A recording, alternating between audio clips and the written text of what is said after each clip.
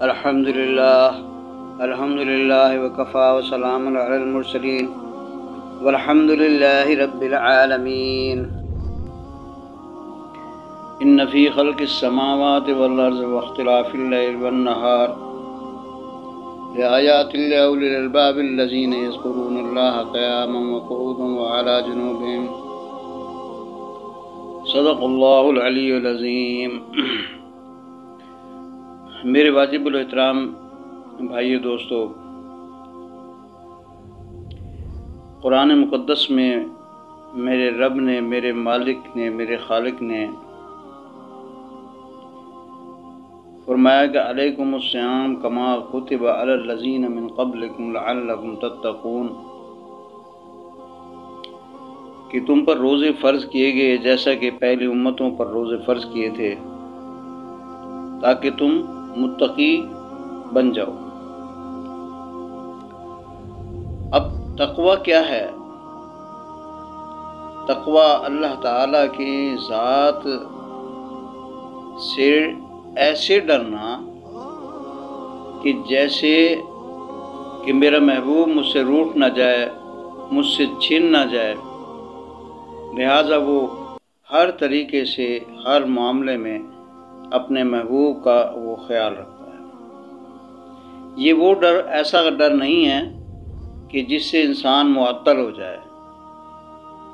یہ ڈر ایسا نہیں ہے جس سے انسان معطل ہو جائے، اور اس اللہ جل جلالہ کا خوف اس قدر غالب ہو کہ ذرا سی غلطی پہ وہ کہے کہ جی میں تو اب بس مارا گیا، اب میں ارادہ درگاہ ہو گیا، اب میں ایسا ہو گیا، اب عبادت کا کوئی فائدہ نہیں، میرے رب مجھ سے ناراض ہو گیا۔ میرے بھائیو دوستو، اللہ تعالیٰ تو بہت ہی غفور رحیم ہے۔ بشریت کے تقاضے سے اگر انسان سے کوئی غلطی ہوتی ہے تو اللہ تعالیٰ اس کی غلطی کو معاف فرما دیتے ہیں، اور بہت خوش ہوتے ہیں جو انسان غلطی پر نادم ہو کر اللہ تعالیٰ کے حضور میں معافی مانگتا ہے، شرمندہ ہوتا ہے۔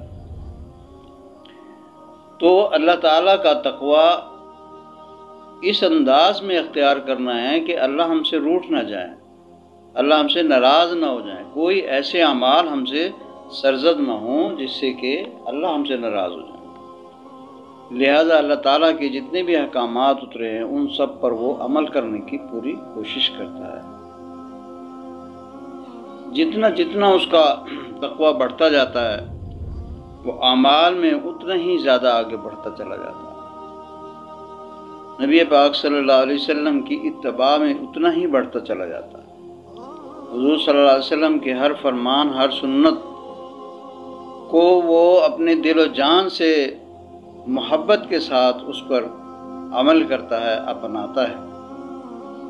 میرے بھائی دوستو، تقوی انسان کے اندر ایسی صفات پیدا کر دیتا ہے جس سے کہ اس کا دل منور ہو جاتا ہے، روشن ہو جاتا ہے، برائیاں اس کے اندر سے دور ہونا شروع ہو جاتی ہیں، اچھائیوں کو پسند کرنے لگ جاتا ہے۔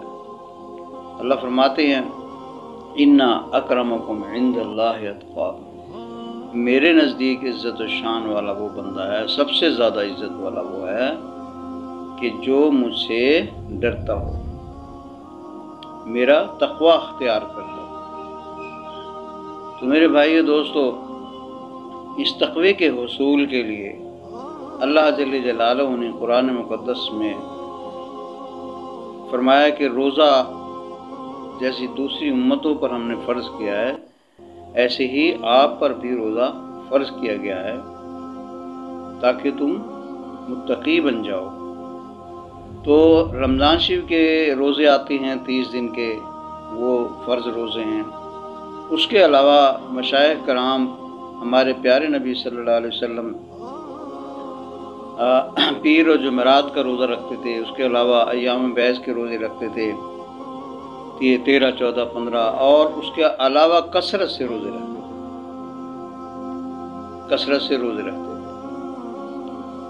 جب انسان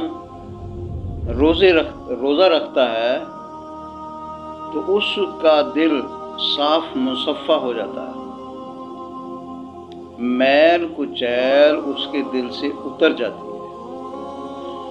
جو نفس کی اس قلب کے اوپر چادر تن جاتی ہے، سیاہ چادر اس کی خواہشات کی، غفلتوں کی، وہ چادر اس کے قلب سے اتر جاتی ہے۔ اور جب وہ اترتی ہے میرے بھائیوں تو قلب اتنا یعنی خوشحال ہو جاتا ہے، اتنا کہ جیسے اسے بہت بڑی دولت مل گئی،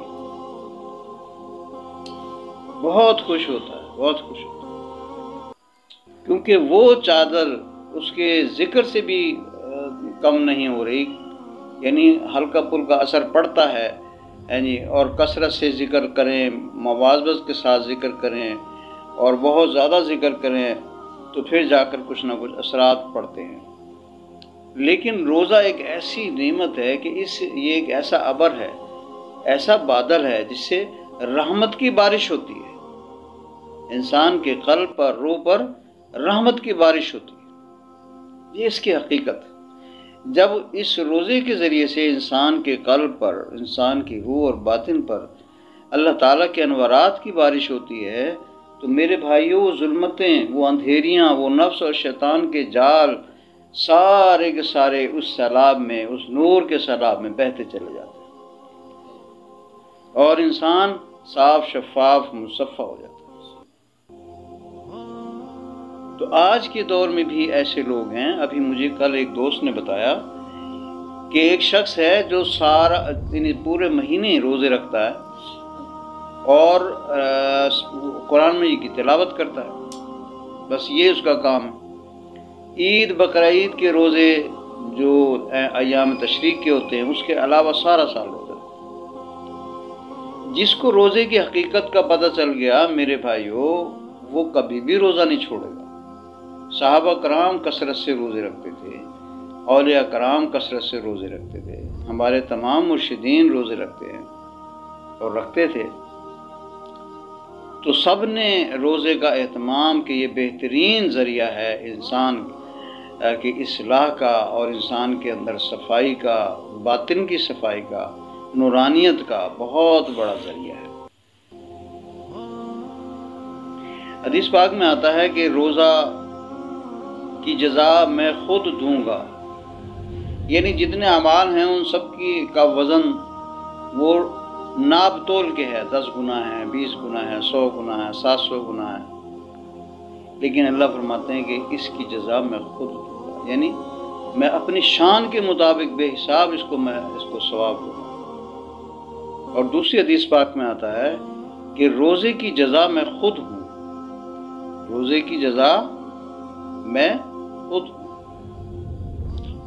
یہ کتنی بڑی نعمت ہے کہ اللہ اجر بھی بے حساب دیں گے، اور اللہ فرماتے ہیں اس کی جزا میں خود ہوں، میں خود اس بندے کو مل جاتا ہوں، اس بندے کو میں خود مل جاتا ہوں۔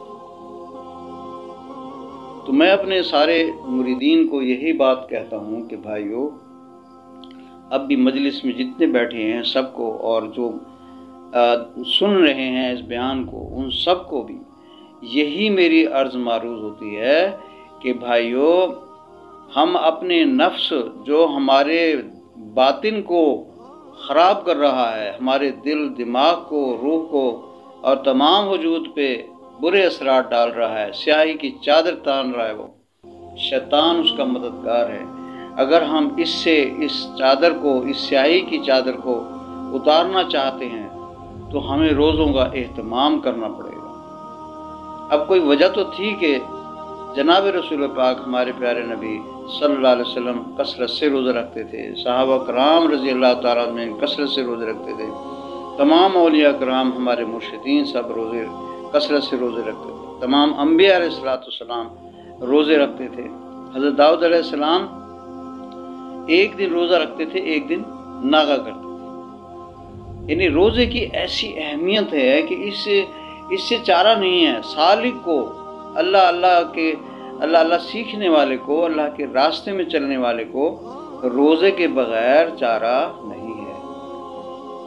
لہٰذا جب انسان کا دل مصفہ ہوتا ہے، جب اس پر ضرب لگتی ہیں اللہ اللہ کی، لا الہ الا اللہ کی، تو وہ نور اس کے اندر چمکتا ہے، روشن ہوتا ہے۔ جیسے چراغ کے اوپر شیشے کا گلو اگر لگا دیا جائے تو پورا کمرہ روشن اور زیادہ روشن ہو جاتا ہے۔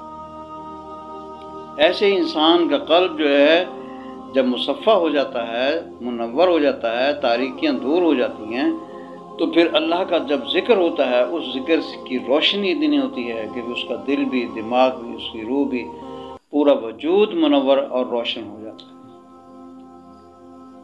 تو میرے بھائیو دوستو، بہت بڑی نعمت ہے یہ روزہ کہ اس سے اعمال زندہ ہوتے ہیں، ذکر کا شوق پیدا ہوتا ہے، مراقبات کا شوق پیدا ہوتا ہے، اور نظافت پیدا ہوتی ہے، نزاکت پیدا ہوتی ہے انسان کے اندر، ایسی اللہ تعالیٰ کے ساتھ مناجات نصیب ہو جاتی ہے، تنہائی اور خلوت میں اس کو ذکر کرنے میں مزہ آنے لگتا ہے۔ تو میرے بھائیو دوستو، روزے رکھنے سے ڈرنا نہیں چاہیے۔ شیطان اور نفس انسان کو ڈراتا ہے، ہائے کمزور ہو جائے گا، ہائے یہ ہو جائے گا، وہ ہو جائے گا، کیسے کام کرے گا۔ بالکل بھی نہیں، کچھ بھی نہیں ہوتا۔ انسان سحری کھائے، سحری کھا کے دودھ وغیرہ کا استعمال کرے، مرغن غذائیں کھائے، شام کو بھی مرغن غذائیں کھائے، دودھ پیے، اور کھجوروں کا استعمال کرے، صبح بھی، استفطاری میں بھی، سحری میں بھی، کچھ بھی نہیں ہوتا۔ اور روزے کے اثرات، انوار، برکات اس کو ویسے ہی ملتے رہیں گے۔ اپنی غذا اچھی رکھے، کچھ بھی نہیں ہوتا۔ لہٰذا میرے سارے مریدین کو یہی جو ہے تاکید ہوتی ہے کہ بھائی ذکر کے ساتھ روزے کا اہتمام لازم رکھیں۔ اللہ تعالی ہم سب کو اپنا ذکر، فکر، شکر کرنے کی اور کثرت سے روزے رکھنے کی، اور نبی پاک صلی اللہ علیہ وسلم کی ہر فرمان اور ہر سنت پر عمل کرنے کی توفیق عطا فرمائے۔ وما علینا الا البلاغ المبین۔